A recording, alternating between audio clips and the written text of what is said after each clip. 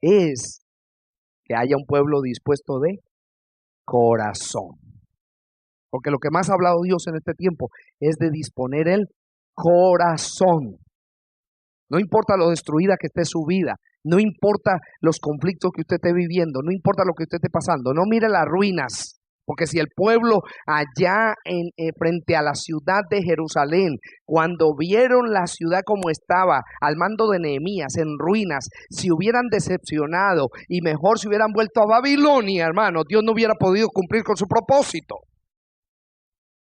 Ahora yo le preguntara a ustedes, ¿estaría usted en condición de volver ahora a Babilonia?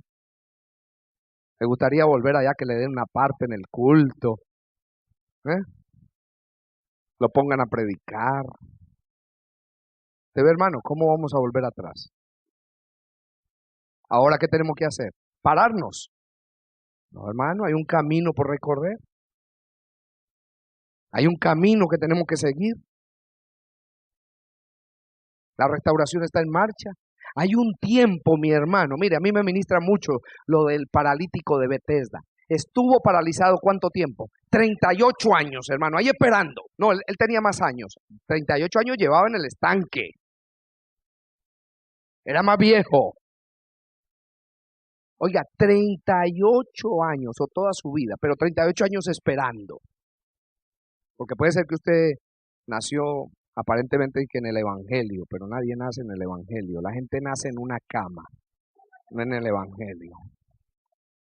Entonces, 38 años esperando. Hasta que llegó ¿qué? Las aguas se movían, pero para él no. Hasta que llegó el tiempo en que lo metieron al estanque y fue sano. ¿Sabe que Dios me dice que algunos de ustedes en su corazón han perdido las esperanzas? Y como que han dicho, bueno, ya con mi vida, como que no hay nada. ¿Y qué sabes tú? ¿Y qué sé yo? Si el que sabe todo es el Señor. Es simplemente dejar que Dios trabaje. Dios está mostrándonos la realidad de la iglesia. ¿Sabe por qué nos está mostrando la realidad de la iglesia, hermano? Porque cuando Dios mande a su ejército restaurador, va a saber a qué va a saber a dónde va a saber por qué va a saber para qué va a saber quién lo envió, va a saber quién lo mandó, va a conocer todas las cosas como las conocía Moisés. ¿Qué fue la pregunta de Moisés, hermano, a Dios cuando le dijo, ¿y qué le voy a decir a Faraón? ¿Quién me mandó? Yo soy el que soy, me envió.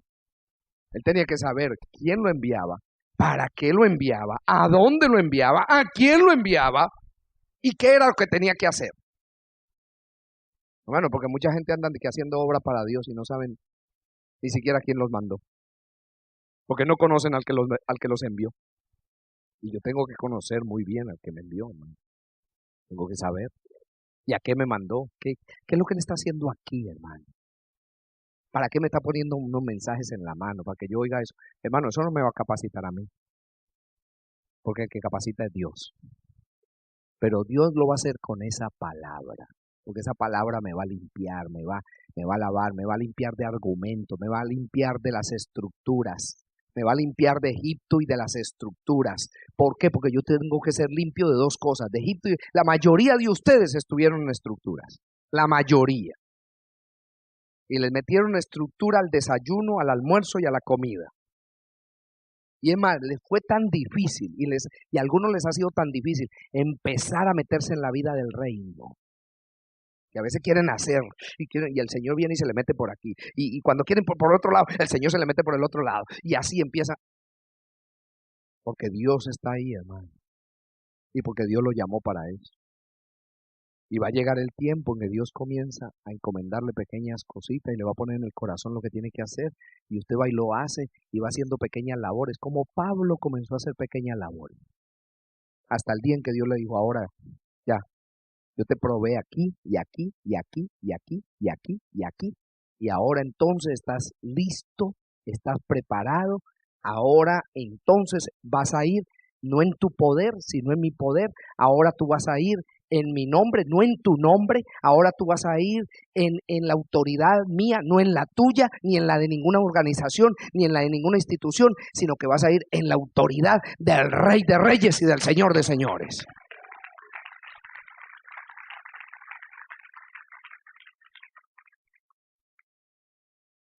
¿O no cuestionaron a Jesús? ¿Quién te dio esa autoridad? ¿Con qué autoridad haces esas cosas? Porque este no pertenece a la secta farisaica, este no pertenece a los herodianos, este no pertenece a los presbiterianos, ni a los menonitas, ni a los pentecostales. ¿De dónde salió este? ¿A dónde están tus cartas de recomendación? Las cartas somos nosotros, leídas y conocidas por todos los hombres. No hay credencial, no hay nada. La credencial, hermano, es el testimonio del Espíritu Santo. Esas fueron las credenciales de Jesucristo. Cuando Dios dijo desde el cielo, este es mi Hijo amado, en el cual yo tengo contentamiento, a Él oír. No va a ir uno, hermano, con credencial. Entonces, ¿para qué Dios nos está haciendo ver todo esto, hermano? Cuando yo me pongo a ver lo lejos que está la iglesia, a veces todavía de estas cosas, hermano. Lo lejos. Estamos hablando del pastor. Estamos hablando de os daré pastores, que tiene que ver con la restauración de todo, porque estamos hablando en cuanto al propósito, en cuanto al servicio, en cuanto a lo que representa el Señor como Dios primeramente y después como el Salvador, manifestado en la persona del Señor Jesucristo, porque Él es el pastor de pastores y el que dio la vida por sus ovejas. Y hemos dicho que Él nunca se presentó ni en el Antiguo ni en el Nuevo, ni como apóstol, ni como maestro, ni como evangelista, ni como profeta, sino que se presentó como pastor, como el que pastorea a Israel, como el que apacienta a Israel, como el que cuida a Israel, como el que lo apacienta con la pericia de sus manos, como el que lo pastorea, como el que lo cuida, como el que con su vara y su callado le infunden aliento. Y hemos dicho que si Él dio de su plenitud, ¿se la dio a quién? A toda la iglesia. Ahora Él constituyó, como hemos leído y como leíamos hace una semana, en Efesios capítulo 4, constituyó primeramente apóstoles, a otros ¿qué? Profetas, a otros evangelistas, a otros pastores y maestros. Mire usted cuál es el propósito. ¿A fin de qué? De perfeccionar a los santos para la obra del ministerio, para la edificación de qué? Del cuerpo de Cristo. Esa es la obra del ministerio, la edificación del cuerpo de Cristo, para que el cuerpo sea ¿qué? Edificado. Y por eso en la iglesia tiene que haber de todo, no puede ser un solo hombre. Imagínese usted un pobre pastor haciendo la labor de los 5. Y fuera de hacer la labor de los 5, tiene que manejar el carro que transporta o el vehículo que transporta a los hermanos. Y fuera de eso tiene que ayudar a limpiar. Y fuera de eso tiene que aconsejar. Y fuera de eso tiene que, hermano, estar en todos los lugares a la vez. Tanto que ya se parece al Espíritu Santo. Y por eso es que ustedes ven cuántos problemas a veces en muchas iglesias, hermano, con los pastores. Usted sabe que los concilios a veces tienen tantos problemas con los pastores, pero los pastores tienen también tantos problemas con las juntas. Porque donde son asalariados, entonces la junta está velando porque al pastor le están pagando un salario. Y si el pastor entonces no está haciendo todo lo que la junta dice que tiene que hacer, entonces empiezan a hacerle la vida un yogur. Y empieza el tira y jala entre el pastor y la junta. ¿Y cuántas cosas comienzan a pasar, hermano?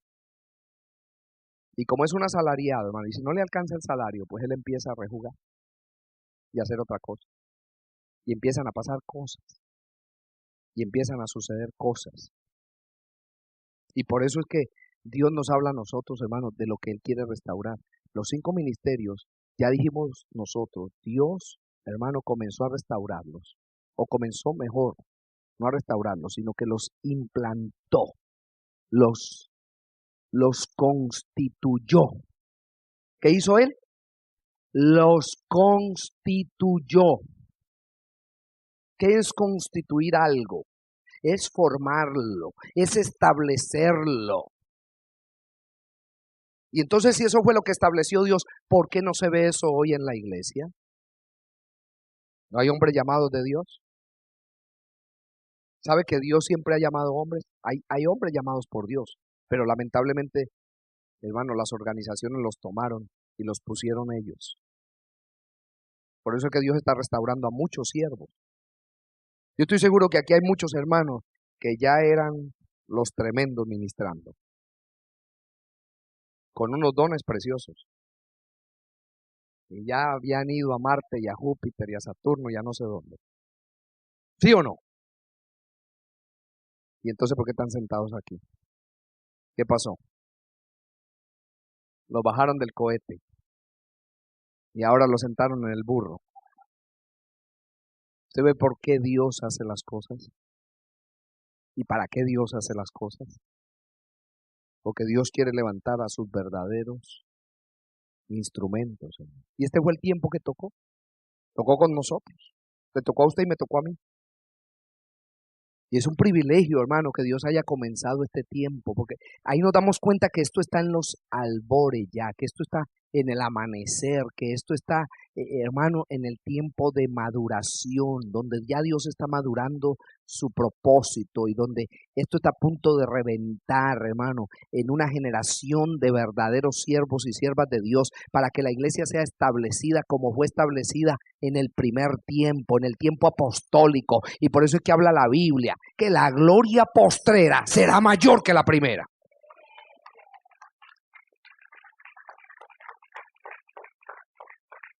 Ya pasó ese tiempo de los ensayos, donde se ponían los hombres, porque lo veíamos así por encimita y no había verdaderamente un testimonio del Espíritu Santo, simplemente como que sentíamos, como que nos parecía que este hermano, que esto puede funcionar, y lo veíamos actuando y haciendo y lo poníamos, y entonces nos dimos cuenta que eso no funcionó, que verdaderamente tiene que venir Dios en el poder de su Espíritu Santo y testificar como testificó del apóstol Pablo, y dijo: apartadme a Saulo y a Bernabé para la obra a la que los he llamado. No te puede decir cuándo va a pasar eso, hermano. Va a pasar. Va a pasar. Porque Dios lo está moliendo a usted. No tiene que sacar oro afinado en fuego. No tiene que sacar, hermano, algo bueno. No lo está pasando Dios por el molino. ¿Qué está haciendo Dios con su vida? ¿Qué está haciendo Dios? Él constituyó, hermano. Él tomó a los 12. Y de ahí, de esos 12, hermano, que los llamó como apóstoles. Ya dijimos que la palabra apóstol significa ¿qué? Enviado. Por eso se llamaron apóstoles, hermano. Dios hubiera podido llamar en Jesucristo, les hubiera podido decir pastores o les hubiera podido decir ancianos. Porque eran personas a quienes Dios los pasó por un proceso de maduración. Los maduró. Ya nosotros hablamos de lo que es un anciano, ¿verdad que sí? Y hablamos de los viejos. ¿De los viejos qué? Verdes. Cuando un viejo no madura, ¿cómo se le llama? Verde. La gente lo toma a veces en un sentido vulgar, pero no es así. Significa, viejo verde es una persona que no ha madurado. Está verde, como un niño, como un muchacho, como un joven, como un teenager, como alguien que está pensando como muchacho todavía. Y es ridículo. Entonces, Dios tomó a estos hombres, que eran gente que Él maduró, y los llamó apóstoles, hermano, no porque eran apóstoles en cuanto a función, sino que eran apóstoles en cuanto a que eran enviados. Por eso hablamos de que la iglesia de Jesucristo es una iglesia como apostólica.